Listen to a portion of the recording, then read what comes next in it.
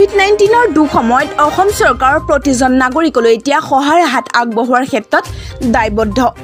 কোভিডত স্বামী হৰা হোৱা মহিলাসকললৈ কিছু আৰ্থিক সকাহ দিয়াৰ উদ্দেশ্যৰে মুখ্যমন্ত্ৰীৰ সাহায্য পুঁজিৰ পৰা 2.50 লাখ টকাৰ এককালীন সাহায্য আগবঢ়োৱা পদক্ষেপৰ প্ৰথম পৰ্যায় হিচাপে 874 গৰাকী মহিলাক চেক প্ৰদানৰ ব্যৱস্থা কৰা হয়।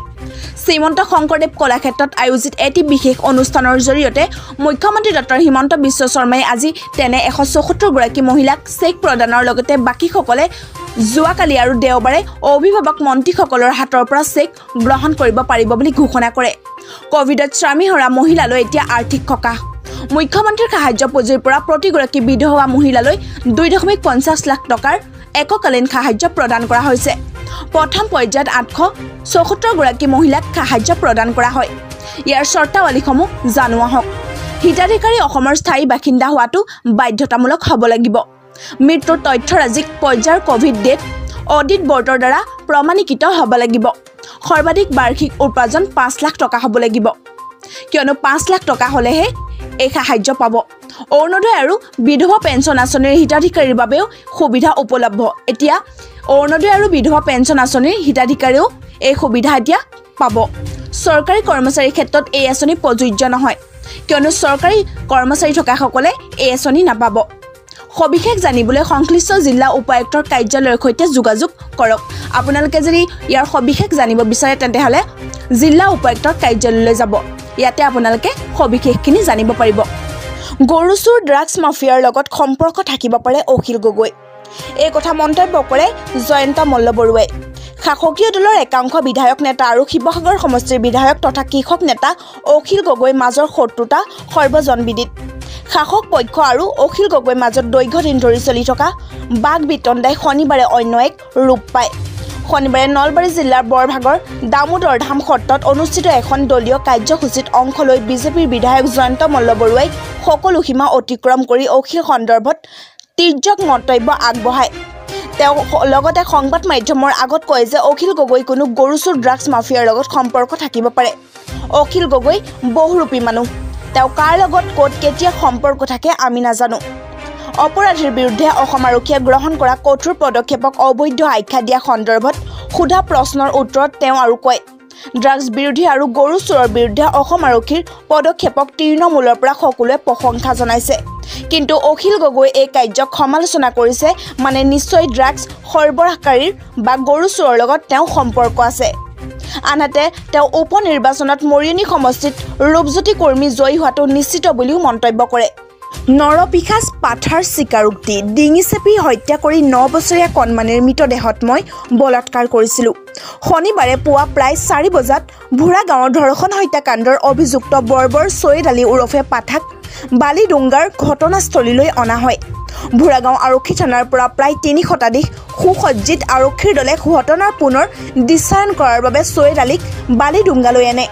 মৰিগাঁও জিলা অতিৰিক্ত আৰক্ষী অধীক্ষক সুপ্ৰতীভ লাল বৰুৱাৰ নেতৃত্বত দণ্ডাধীশ মৈত্ৰী মোৰাণৰ উপস্থিতিত ঘটনাৰ পুনৰ দৃশ্যায়ন কৰা হয়। ঘটনাস্থলীত নৰপিশাচ ছৈয়দ আলীয়ে সাংবাদিকৰ আগত এই জঘন্য কাণ্ড কৰা বুলি স্বীকাৰোক্তি দিয়ে। উল্লেখ্য যে যোৱা 20 জুনত মৰিগাঁও জিলাৰ ভোৰাগাঁও থানাৰ অন্তৰ্গত বালিডুংগাত এগৰাকী 9 বছৰীয়া কণমানিক ধৰ্ষণ কৰি হত্যা কৰি মৰাপাট খেতিত পেলাই থৈছিল। সেইদিনা পুৱা 9 বছৰীয়া কণমানিজনীয়ে নিজৰ পোহনীয়া চৰাইৰ বাবে জামু বিচাৰি নৰপিশাচ ছৈয়দ আলীৰ চোতাললৈ আহিছিল। পাছত আবেলি কণমানিজনীৰ মৃতদেহ মৰাপাট খেতিত উদ্ধাৰ হৈছিল। আৰক্ষীয়ে প্ৰথম অৱস্থাত এই জঘন্য কাণ্ড সংঘটিত কৰা অপৰাধীক কৰায়ত্ব কৰিবলৈ সক্ষম হোৱা নাছিল। এই জঘন্য ঘটনাৰ পৰ্যবেক্ষণ কৰাৰ উদ্দেশ্য মুখ্যমন্ত্ৰী ডক্টৰ হিমন্ত বিশ্ব শৰ্মা ভোৰা গাঁৱত উপস্থিত হৈছিল। মুখ্যমন্ত্ৰীয়ে এই জঘন্য ঘটনাৰ লগত জড়িত নৰপিশাচক শীঘ্ৰেই গ্ৰেপ্তাৰ কৰিবলৈ আৰক্ষী প্ৰশাসনক নিৰ্দেশ দিছিল। মুখ্যমন্ত্ৰীয়ে নিৰ্দেশ দিয়াৰ 48 ঘণ্টাৰ ভিতৰত এই ঘটনাৰ মূল অভিযুক্ত ছৈয়দ আলীক আৰক্ষীয়ে গ্ৰেপ্তাৰ কৰিবলৈ সক্ষম হয়। আৰক্ষীৰ জেৰাত নৰপিশাচ ছৈয়দ আলী ওৰফে পাঠাইয়ে জঘন্য কাণ্ড সংঘটিত কৰা বুলি স্বীকাৰোক্তি দিয়ে। যোৱা 4 জুলাইত ছৈয়দক জাগিৰোড থানাৰ পৰা ঘটনা সংঘটিত হোৱা বালিডুংগালৈ অনাৰ সময়ত মৰিগাঁৱৰ গছৰ গুৰিত খোজ কৰাৰ চলেৰে পলায়ন কৰিব বিচাৰোঁতেই আৰক্ষীৰ গুলীত আহত হৈছিল। আৰক্ষীৰ গুলীত আহত হোৱা ছৈয়দ গুৱাহাটী চিকিৎসা মহাবিদ্যালয় হাস্পতালত চিকিৎসাধীন হ'ব লগা হৈছিল। বিধায়কৰ ডিজিটেল কাৰ্ড ল'লে অখিল গগৈয়ে। বাজেট অধিৱেশনলৈ সাজু এতিয়া শিৱসাগৰ সমষ্টিৰ বিধায়ক অখিল গগৈ। এইবাৰৰ অধিৱেশনত সকলোৰে দৃষ্টি নিবদ্ধ হৈ থাকিব শিৱসাগৰ সমষ্টিৰ ৰাইজৰ দলৰ বিধায়ক অখিল গগৈৰ ওপৰত। 12 জুলাইৰ পৰা 13 আগষ্টলৈ পঞ্চদশ অসম বিধানসভাৰ প্ৰথমখন বাজেট অধিৱেশন। এই বাজেট অধিৱেশনৰ বাবে অন্যান্য বিধায়কসকলৰ দৰে সম্পূৰ্ণৰূপে সাজু হৈছে এতিয়া শিৱসাগৰ সমষ্টিৰ ৰাইজৰ দলৰ বিধায়ক অখিল গগৈ। বিধায়ক অখিল গগৈয়ে ইতিমধ্যে গ্ৰহণ কৰিছে তেওঁ ডিজিটেল কাৰ্ড। উল্লেখযোগ্য যে অসম বিধানসভা সচিবালয়ে প্ৰথমবাৰলৈ এইবাৰ অধিৱেশনত বিধায়কসকলক ডিজিটেল কাৰ্ড প্ৰদান কৰিছে। অসম বিধানসভাৰ ভিতৰত সদনত প্ৰৱেশ কৰিবলৈ এই ডিজিটেল কাৰ্ড বাধ্যতামূলক। এনেধৰণে অসম বিধানসভাৰ অধ্যক্ষ বিশ্বজিৎ দৈমাৰীয়ে বিধানসভাৰ অধিৱেশনৰ সময়ত নতুনত্ব আনিবলৈ চেষ্টা কৰিছে। সিমানেই নহয়, বাজেট অধিৱেশনৰ বাবে এতিয়া 9 কইনাৰ ৰূপত সজাই পৰাই তুলিছে অসম বিধানসভা প্ৰকল্প। এই বিধানসভা প্ৰকল্পতেই 12 জুলাইৰ পৰা 13 আগষ্টলৈ চলিব পঞ্চদশ অসম বিধানসভাৰ প্ৰথমখন বাজেট অধিৱেশন। এইবাৰ অধিৱেশনত সকলোৰে দৃষ্টি নিবদ্ধ হৈ থাকিব শিৱসাগৰ সমষ্টিৰ ৰাইজৰ দলৰ বিধায়ক অখিল গগৈৰ ওপৰত। অধিৱেশনৰ প্ৰথম দিনা ৰাজ্যপালৰ ভাষণ বিতৰ্কত বা বাজেট বিতৰ্কত বিধায়ক অখিল গগৈয়ে তেওঁ বক্তব্য ৰাখিবলৈ কিমান সময় পাব? অসম বিধানসভাৰ অধ্যক্ষ বিশ্বজিৎ দৈমাৰীয়ে যদি কৈছে 5 মিনিট পাব, মুখ্যমন্ত্ৰী ডক্টৰ হিমন্ত বিশ্ব শৰ্মাই আকৌ কৈছে 2 মিনিট পাব। মুঠৰ ওপৰত বিধায়ক অখিল গগৈয়ে সদনত কিমান সময় বক্তব্য দিবলৈ পাব তাকে লৈ এতিয়া বিভিন্ন মহলত চৰ্চা চলি আছে। তাৰ মাজতে অখিল গগৈয়েও শনিবাৰে দাবী তুলিলে যে বাজেটখন যিহেতু শাসক পক্ষই প্ৰস্তুত কৰিব, সেয়েহে বাজেট বিতৰ্কত শাসকীয় বিধায়কৰ তুলনাত ভুল ত্ৰুটিবোৰ আঙুলিয়াই দিবলৈ বিৰোধী বিধায়কক বেছি সময় দিয়া উচিত। আনহাতে দুদিন পূৰ্বে সৰভোগত মুখ্যমন্ত্ৰীয়ে বিধায়কৰ ক্ষমতা সম্পৰ্কত কৰা মন্তব্য আৰু অসমীয়া ভাষা ৰক্ষাৰ ক্ষেত্ৰত শ্যামা প্ৰসাদ মুখাৰ্জীৰ অৱদান সম্পৰ্কতো প্ৰতিক্ৰিয়া প্ৰকাশ কৰে বিধায়ক অখিল গগৈয়ে। মুখ্যমন্ত্ৰীয়ে অসমৰ ইতিহাস বিকৃত কৰিছে বুলি কোৱা অখিল গগৈয়ে প্ৰয়োজনত বিধানসভাতে এই সম্পৰ্কত এক আলোচনাও বিচাৰিছে। হাইৰে কোন দিশে মানুহৰ লোকৰ মানসিকতা এতিয়া। এইবাৰ অসমতেই শাহুৱেকক ধৰ্ষণ কৰে জোঁৱায়েকে। শাহুৱেকক ধৰ্ষণ কৰাৰ অভিযোগত এতিয়া আটক ভূপেন ডেকা নামৰ এজন ব্যক্তি। শুকুৰবাৰে 9 জুলাই তাৰিখে এই জঘন্য ঘটনা সংঘটিত হোৱা বুলি জানিব পৰা গৈছে। গুৱাহাটী মহানগৰী নুনমাটিত এই জঘন্য ঘটনা হৈছে। ঘৰত কোনো নথকাৰ সুযোগ লৈ শাহুৱেকক ধৰ্ষণ কৰাৰ অভিযোগ। পিছত আজি দেওবাৰে ভঙাগড়াৰ পৰা আটক কৰিছে অভিযুক্ত জোঁৱাই ভূপেন ডেকাক। পাণবজাৰ মহিলা থানাৰ APC ভনিতা দাসৰ নেতৃত্বত চলা এক অভিযানত অভিযুক্ত জোঁৱাই ডেকাক আটক কৰিবলৈ সক্ষম হয়। ঘটনা সংঘটিত কৰাৰ পিছৰে পৰা পলাতক অৱস্থাত আছিল জোঁৱাই। ভঙাগড়ত আত্মগোপন কৰি আছিল ভূপেন ডেকাই। ইতিমধ্যে ভূপেন ডেকাৰ বিৰুদ্ধে থানাত ৰুজু হৈছে গোচৰ। দুটাতকৈ অধিক সন্তান থাকিলে এতিয়া নাপাব চৰকাৰী চাকৰি। এটা সন্তানৰ পিছত বন্ধাকৰণ কৰিলে 1 লাখ টকালৈকে পুৰস্কাৰ পাব। উত্তৰ প্ৰদেশৰ নতুন জনসংখ্যা নিয়ন্ত্ৰণ আইন। এটা সন্তান থকা পৰিয়ালক এতিয়া বিনামূলীয়া চিকিৎসা সেৱা, সন্তান লৈ জীৱন বীমা, শৈক্ষিক প্ৰতিষ্ঠানত নামভৰ্তিত প্ৰাধান্য আদি সুবিধা প্ৰদান কৰা হয়। অসমৰ পিছতে এতিয়া সমগ্ৰ দেশৰে সৰ্বাধিক জনবহুল ৰাজ্য উত্তৰ প্ৰদেশ অগ্ৰসৰ হৈছে এতিয়া জনসংখ্যা নিয়ন্ত্ৰণৰ বাবে কেতবোৰ বিধায়িনী পদক্ষেপ গ্ৰহণৰ দিশে। ইতিমধ্যে ৰাজ্যিক আইন আয়োগে প্ৰস্তাৱিত আইনখনৰ খচৰা প্ৰস্তুত কৰিছে। এই আইনখনৰ যোগেদি দুটা সন্তানৰ পৰিয়ালত উদগনি যোগোৱা হ'ব বুলি জানিব পৰা গৈছে। খচৰাত দৰিদ্ৰ সীমা ৰেখাৰ তলৰ পৰিলে এতিয়া মাত্ৰ এটা সন্তান জন্ম দিলে পুৰস্কৃত কৰাৰ প্ৰস্তাৱ আগবঢ়োৱা হৈছে। তেনে পৰিয়ালক বন্ধাকৰণৰ পিছত যদিহে কন্যা সন্তান হয় 1 লাখ টকা আৰু পুত্ৰ সন্তান হ'লে 80,000 টকা দিয়াৰ ব্যৱস্থাৰ কথা কোৱা হৈছে। আয়োগৰ মুৰব্বী ন্যায়াধীশ আদিত্য নাথে ৰাজ্যৰ সম্পদসমূহ সমভাৱে ব্যৱহাৰ কৰিবলৈ আৰু সকলো লোকে ইয়াৰ লাভ পাবলৈ জনসংখ্যা নিয়ন্ত্ৰণ প্ৰয়োজন বুলি সংবাদ মাধ্যমত মন্তব্য কৰে। উল্লেখযোগ্য যে আয়োগে উত্তৰ প্ৰদেশ পপুলেশ্যন বিল 2021 নামেৰে প্ৰস্তাৱিত বিধেয়কখনৰ খচৰা পৰামৰ্শ বিচাৰি ৱেবছাইটত আপলোড কৰিছিল। বিধেয়কখনত চৰকাৰী চাকৰিয়াল তথা আন লোকে দুটা সন্তানৰ পিছত স্বেচ্ছাচাৰে বন্ধাকৰণ কৰিলে পুৰস্কৃত কৰাৰ প্ৰস্তাৱ দিয়া হৈছে।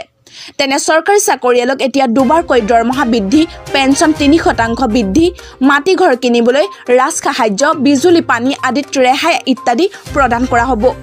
এটা সন্তান থকা পৰিয়ালক বিনামূলীয়া চিকিৎসা সেৱা সন্তানলৈ জীৱন বীমা শৈক্ষিক প্ৰতিষ্ঠানত নামভৰ্তিত প্ৰাধান্য আদি অতিৰিক্ত সুবিধা প্ৰদান কৰা হ'ব। অন্যহাতেদি আইন প্ৰণয়ন হোৱাৰ পিছত দুটাকৈ অধিক সন্তান থকা লোকক বহু জনকল্যাণমুখী আঁচনিৰ পৰা বঞ্চিত কৰা হ'ব। তেনেলোকে স্থানীয় নিগম নিকায় আদি নিৰ্বাচনত অৱতীৰ্ণ হ'ব নোৱাৰিব। চৰকাৰী চাকৰি আৰু পদোন্নতি প্ৰদান কৰা নহ'ব। ৰেচন কাৰ্ড কেৱল 4জন লোকৰ কাৰণেহে প্ৰযোজ্য হ'ব। আইন প্ৰণয়ন হোৱাৰ এবছৰৰ পিছৰ পৰা কাৰ্যকৰী কৰা হ'ব এইসমূহ নিয়ম। হিন্দু যুৱকৰ প্ৰেম প্ৰত্যাখ্যান কৰাই পৰিয়ালৰ লগতে মুছলমান যুৱতীক এচিড আক্ৰমণ। মৃত্যুৰে যুঁজ দি আছে এতিয়া বিশ্বনাথ। এই হৃদয় বিদাৰক ঘটনা সংঘটিত হৈছে এইখন অসমতে। হয়, উজনি অসমৰ লখিমপুৰৰ এই দুখজনক ঘটনা। এগৰাকী হিন্দু যুৱকে দিয়া প্ৰেমৰ প্ৰস্তাৱ প্ৰত্যাখ্যান কৰাই কাল হ'ল এতিয়া এগৰাকী মুছলমান সম্প্ৰদায়ৰ যুৱতীৰ বাবে। নিশা শোৱা পাতিতে যুৱতীসহ পৰিয়ালৰ ওপৰত ভয়াৱহ এচিড আক্ৰমণ। নিশা ঘৰৰ সকলো শুই থকা অৱস্থাতে ঘৰৰ বেৰ কাটি 5জনমান যুৱকে ঘৰৰ ভিতৰত প্ৰৱেশ কৰি এচিডেৰে আক্ৰমণ কৰি যুৱতীগৰাকীৰ ওপৰত। তেতিয়াই কাষতে শুই থকা মাতৃ আৰু ভগ্নীৰ সহ অন্য 5জনৰ শৰীৰতো পৰে এই এচিড। 9 মাহ পূৰ্বে সংঘটিত হোৱা এই ঘটনাৰ আজিলৈকে কোনো ন্যায় নাপালে যুৱতীগৰাকীয়ে।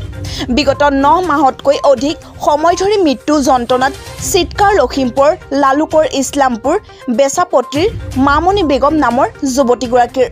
মুখমণ্ডলকে ধৰি শৰীৰৰ বিভিন্ন অংশ জ্বলি পৰি যোৱা যুৱতীগৰাকী কেইবামাহ চিকিৎসালয়ত ভৰ্তি হৈ থাকিল যদিও উন্নত নহ'ল স্বাস্থ্য। অতি দৰিদ্ৰ পৰিয়ালৰ যুৱতীগৰাকীক অৰ্থৰ অভাৱত পৰিয়ালে দিব পৰা নাই উন্নত চিকিৎসা। এতিয়া বিচনাখনতে অসহ্যকৰ যন্ত্ৰণাত ছটফটাই আছে মামনি বেগম যুৱতীগৰাকী। অসমৰ প্ৰস্তাৱিত গো সুৰক্ষা আইনৰ বিৰোধিতা মেঘালয়ৰ। ৰাজ্যখনৰ লোকৰ জীৱন অৰ্থনীতিত এতিয়া প্ৰভাৱ পেলোৱাৰ আশংকা। অসম কেবিনেটে ইতিমধ্যে জুলাই 7 তাৰিখে বিলখনত অনুমোদন জনাইছে। মেঘালয় চৰকাৰে বিৰোধিতা কৰিব অসম চৰকাৰৰ প্ৰস্তাৱিত অসম গো সুৰক্ষা আইন 2021। মেঘালয় চৰকাৰে বিচাৰিব কেন্দ্ৰৰ হস্তক্ষেপ অসম গো সুৰক্ষা বিল 2021 গৃহীত হৈ প্ৰযোজ্য হ'লে চুবুৰীয়া ৰাজ্যখনৰ লোকৰ জীৱন আৰু অৰ্থনীতিত এতিয়া বিৰূপ প্ৰভাৱ পেলোৱাৰ আশংকা কৰিছে স্থানীয় চৰকাৰখনে। এই সন্দৰ্ভত দিল্লীৰ পৰা প্ৰকাশিত ইংৰাজী দৈনিক দ্য হিন্দুত মন্তব্য প্ৰদান কৰি মেঘালয়ৰ মুখ্যমন্ত্ৰী কনৰাড চাংমাই কয়, আইনখনৰ কাৰণে যদি মেঘালয়লৈ বাহিৰৰ পৰা গৰুৰ সৰবৰাহ বন্ধ হয় আমি অসম চৰকাৰক অৱগত কৰিম আৰু কেন্দ্ৰৰ হস্তক্ষেপ বিচাৰিম। অসম কেবিনেটে ইতিমধ্যে জুলাই 7 তাৰিখে বিলখনত অনুমোদন জনাইছে। আগন্তুক বিধানসভা অধিৱেশনত বিলখন গৃহীত হোৱাৰ সম্ভাৱনা আছে। নতুন আইনখন আছাম কেটল প্ৰিজাৰ্ভেশ্যন এক্ট 1950ৰ স্থানত প্ৰযোজ্য হ'ব। 1950 চনৰ আইনখনৰ মতে 14 বছৰ ঊৰ্ধৰ গৰু পশু চিকিৎসকৰ অনুমোদনৰ পিছত বধ কৰিব পৰা যায়। অন্যহাতেদি নতুন আইনখনে বহিঃৰাজ্যলৈ গৰুৰ সৰবৰাহ বন্ধ কৰিব। মেঘালয়ৰ মুখ্যমন্ত্ৰীয়ে লগতে কয়, গৰুৰ যোগান ধৰা ৰাজ্য বিহাৰ, তেলেংগানা, পশ্চিম বংগ চৰকাৰৰ সৈতে অসমৰ প্ৰস্তাৱিত আইনখনৰ সন্দৰ্ভত আলোচনা কৰা হৈছে। অসমৰ আইনখনৰ কাৰণে মেঘালয়লৈ যাতে গৰুৰ যোগান বন্ধ নহয় সেয়া সুনিশ্চিত কৰা হ'ব।